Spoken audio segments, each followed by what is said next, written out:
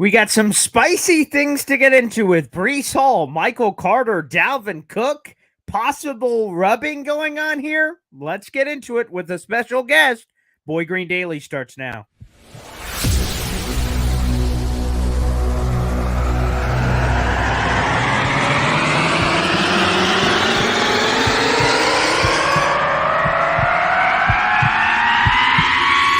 Zoinks! It is unequivocally the Super Bowl for New York Jet fans. Field Yates, baby. Field Gosh darn Yates. Let's bring him on the show. Come on, people. Connor Rogers is joining the show. What's up, Connor? But Trevor Gosh darn Sycamore, baby, for me, personally, my favorite New York Jet of all time. Wow, it's great to be on. What an intro that was right there. Paul, nobody does an intro like you, man. Paul, you give the best intro of literally any podcast that I've ever been. I'm gonna lose my gosh darn bananas.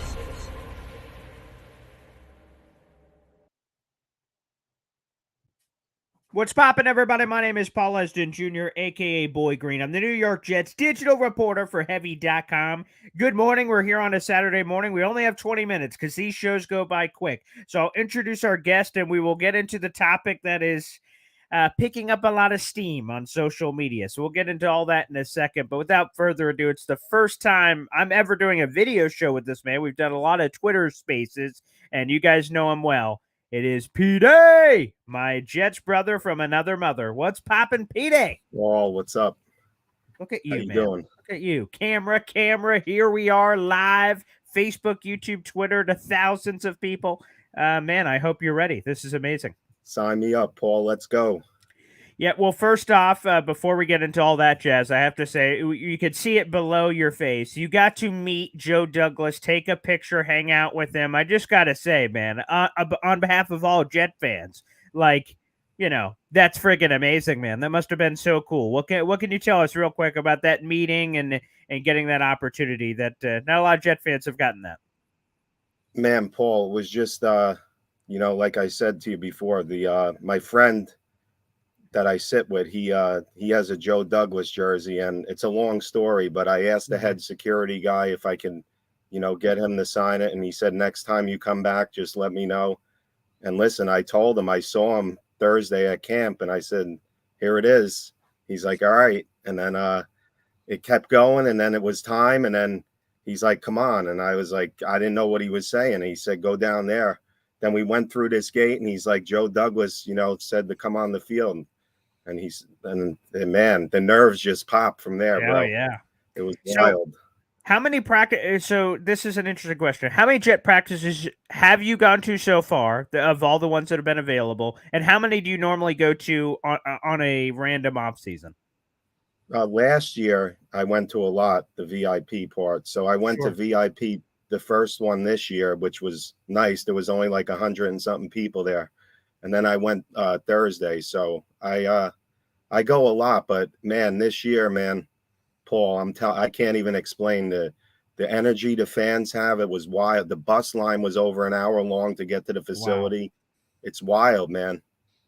It's exciting. It's certainly exciting. We'll get into a lot more of that here in a little bit. I want to immediately get into this because there's some Twitter fights happening, and I just want to try to establish this. So I'll try to catch people up as quickly as possible. Like I said, these are only 20-minute episodes.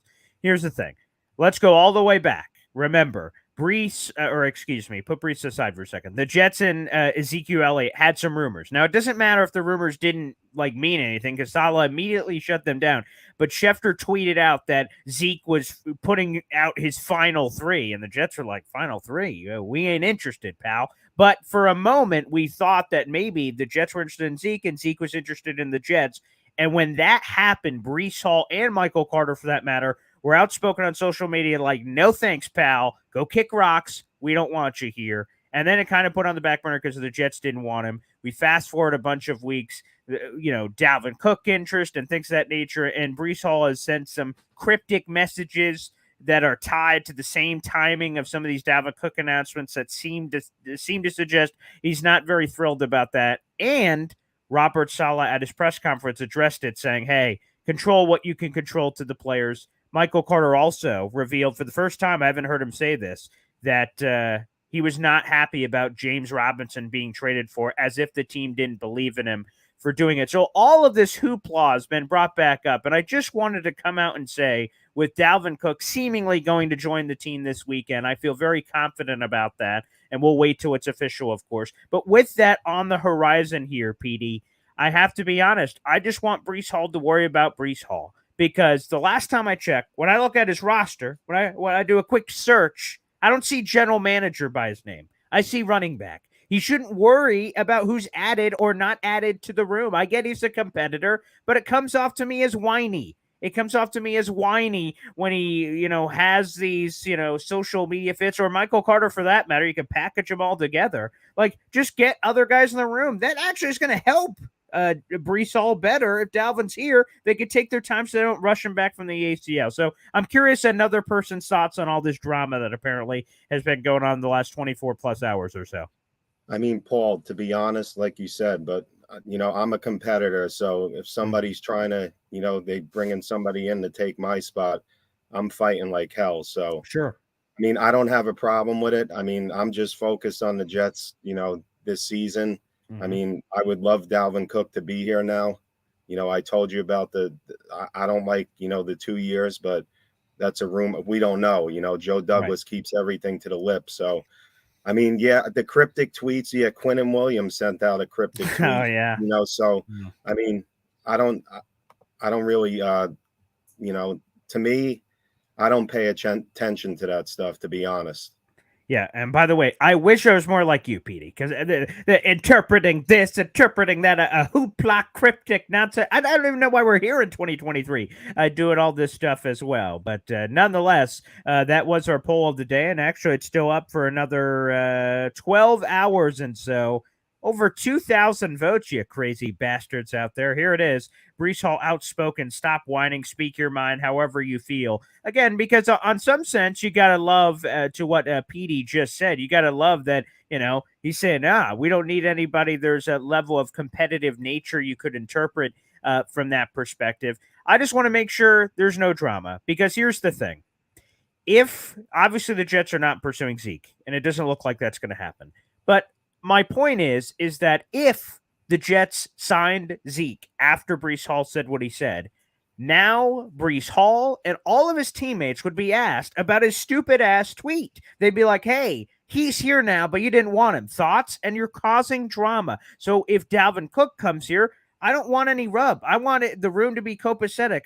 Dalvin Cook would be a splash addition. It could be on Hard Knocks. It would be a lot of fun. So I don't want any of the additional drama. I just want it to be adding more talent to the team. Robert Saleh made it very clear. He's not building a dream team, not that famous Vince Young Eagles quote. He's not doing any of that.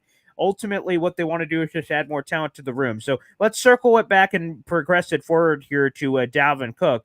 P, how bad do you want Dalvin Cook? And you did mention the 2-year, $18 million rumor. To me, I think there's a chance the deal could be multiple years, but it's a dummy multiple years, that it's void years to spread money because of Aaron Rodgers' cap flexibility. I don't think it will ever be a true multi-year deal. Of course, I can always be wrong, but I don't believe we'll get to that point. But getting back to it, Petey, are you for Dalvin Cook?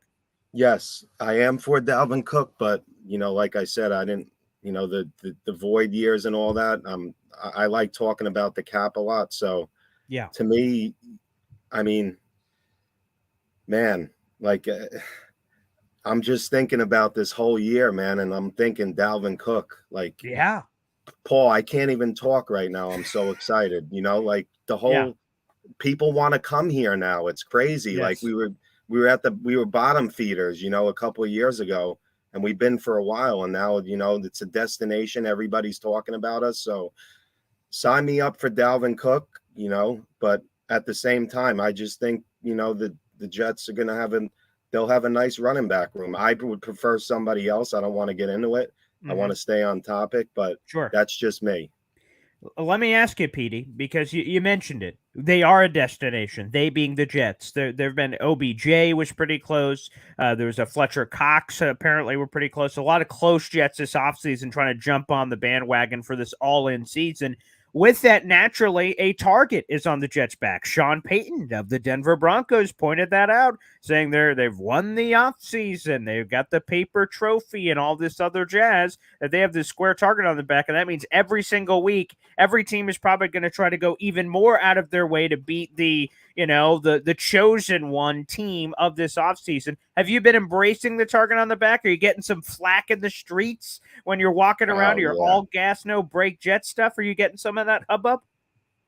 Oh, Paul, I've had people say, "Oh, you're only wearing that because of Aaron Rodgers," and I look at them, I just laugh. I'm like, yeah, I mean, it's everywhere now. Like, I see Jets everywhere, but I'm always blinging the Jets, and yeah, I catch some shade.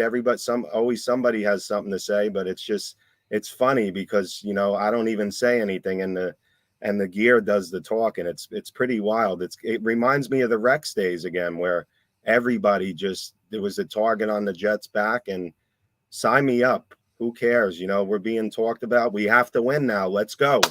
Yeah, we do. I will say, though, the people coming to me in the street saying bandwagon fan, I'm like, what? That's a thing for the Jets? People are hopping on? I'm like, I don't even know how to feel. I've never been accused of that in my life. How could you be a bandwagon fan, Paul? How could you be a bandwagon Jet fan? I don't understand. Yeah, I don't either. But either way, that's an interesting point by Snowball, though. We could have some tough cuts this year, which, by the way, the NFL's been flipping the rule back and forth. There's been times where there's been wave of cuts. You start with 90 players, then you progress to 75, then you progress to 53. In this particular offseason, there will be a ritual bloodletting. That's the best way to say it, that all the teams could go from 90 to 53 by that date later in August. Now, I don't necessarily think all these teams will wait that long. I think they'll naturally cut players along the way in that wave-ish style. But nonetheless, I think there will be some tough cuts. Who's the player you're rooting for, Petey, on this roster that you just like, that isn't like an obvious starter, that isn't Aaron Rodgers? Like, who's a player that's, a little lower on the poll, but he's a Petey guy that you're rooting for? Who is that? Man, I love Quincy Williams, man. That guy baby. fires me up, man. Just when he does the whole freaking boom. Oh, man, when I'm at the game and I see that, Paul, I go nuts. I just love the kid's speed.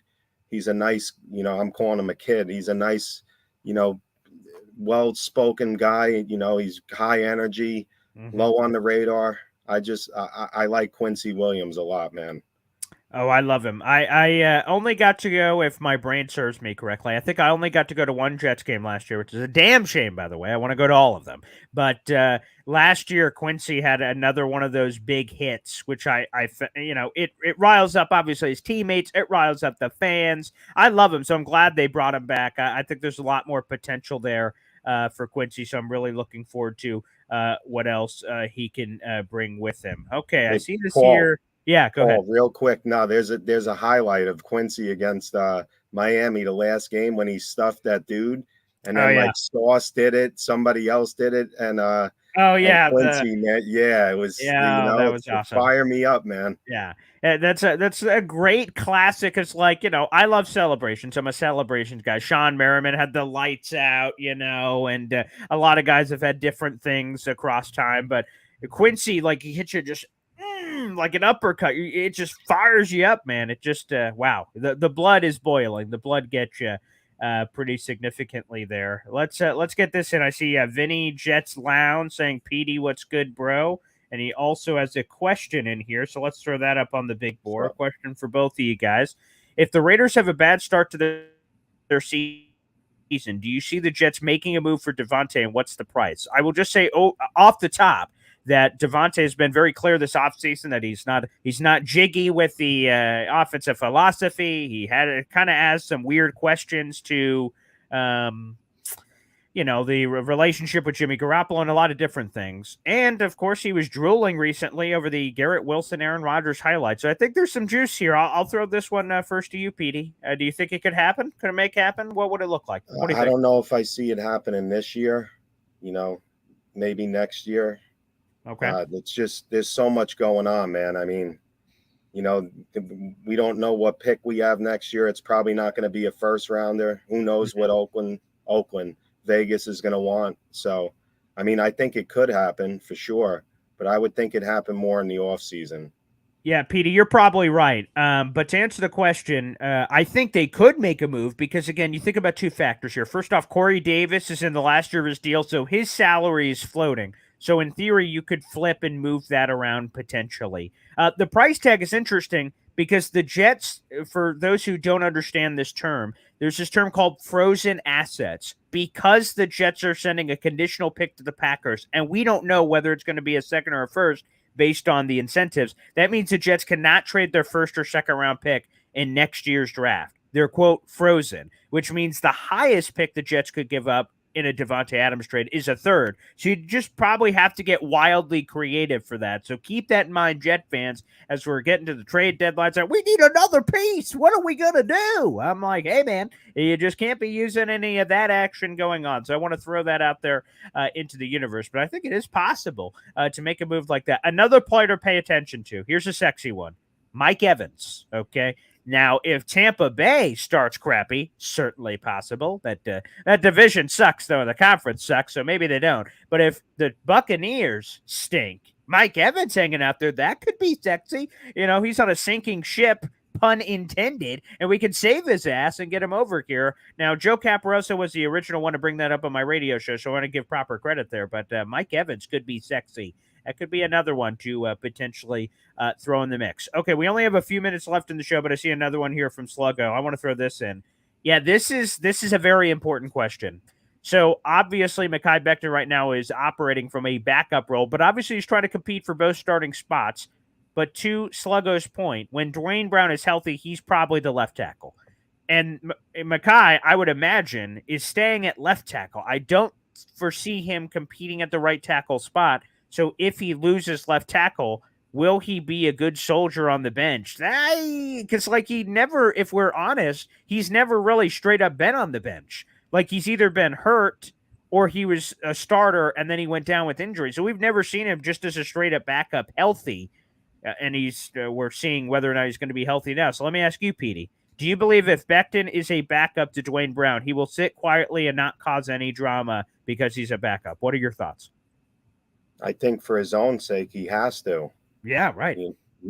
So I don't even want to think of that, to be honest, Paul, but it's a great question, so I would hope he does, but you got to think of all these rumors. If he doesn't, with the left tackle, then he might get moved, And to your point, Petey, I just feel like there's so much positive energy around this team, and I want that to continue to manifest and continue to build around. And potential situations like this, you just got to make sure everything is there and everything is coming. Now, to Snowball's point, I'm not overreacting yet to things that we've seen because obviously Beckton hasn't played in 2 years, so there does need to be this level of ramp-up period and practice to get him ready for games. Sal has even said it publicly himself.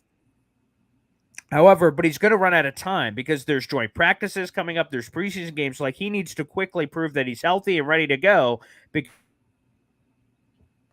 if he runs out of time on the ticker, because Salo was recently asked about the starting 5 offensive line combination, when can that come out? When can that be ready to go? We're going to have to evaluate what's going to happen there. R&R throws this question in. What position do we trade for from a stacked position?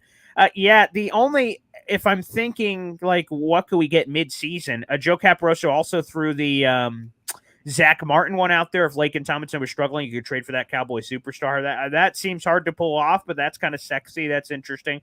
Wide receivers one to watch. But besides that, though, I don't know where you could get it unless there's an injury, right? If the Jets have another injury at linebacker, I could see them going to pursue somebody else. If there was another injury at safety, I could see maybe that. But I don't think as currently constructed, it goes much beyond offensive line or wide receiver. And who's trading good offensive linemen anyway? But what do you think, Petey? I would think, Douglas waits patiently for a, late training camp release and maybe adds that way. Yeah. I don't see us trading a lot of, I don't want to be like a Tannenbaum and trade every draft pick almost. And we only have 2-3 draft picks down the road. So I think they'll add somebody. I don't know who yet, but somebody always gets cut in training camp. That's a high-end guy that you don't expect to get cut from another team. Yeah, I'm gonna be honest. I am normally I love the Tannenbaum trading crazy crap. I know not everyone does because like I'm like this Madden guy. I'm like, yeah, baby, let's make it happen. So I've been rewatching Hard Knocks recently, and that's been really cool to see is some of those crazy scenarios that have come up. So, guys, to wrap up the show, we will close. I just saw 2 more people joined our contest. All the details are below wherever we're streaming: Facebook, YouTube, and Twitter. We have a free Jets jersey giveaway contest. It's a Jets schedule prediction contest. So you guys are running out of time to submit. Again, it's free, and it's coming out of my own personal wallet. I want to help a lucky Jets fan get a Jets jersey of their choice. One of the throwbacks, maybe, one of the new players, whoever you want. Enter the contest down below. Tell me who the Jets are going to beat, who they're going to lose to, and their final regular season record. All the rules, again, are in the link in the description. So follow the rules in that, and you can be entered to win a free Jets jersey. We have over 70 Jet fans in this. I want even more because I am selfish. I want like 100 or even more, quite frankly. Let's just keep going, and let's make it happen. So a final PSA there. I just have to say, Pete A., it was beautiful to have you on the program, man. We'll have to do this again, and amazing across all fronts, brother. This was fantastic. Paul, man, no doubt, and thanks for all your hard work and, you joining me on Twitter Spaces all the time. Appreciate it, bro. Of course, and we'll have to do that again soon, guys. Make sure you're following. Look at that handle right there. Let me pull up the old magnifying glass. What do we got there? PD Italy. Is that what we got going on there? PD Italy. Hit the follow button. Smash that puppy. Your mother, your grandmother, your brother's cousin's gardener's nephew. Everybody hit the follow button on my boy PD. Always giving us the latest and juice in all things New York Jets land. PD, thanks again, brother, and we'll have to do this again soon. Thanks, Paul. There he is. PD, Boy Green Daily. We'll see you tomorrow morning at 7:30. Everybody take care. Dalvin Cook, signing? Maybe? I don't know. We'll see you then. Peace.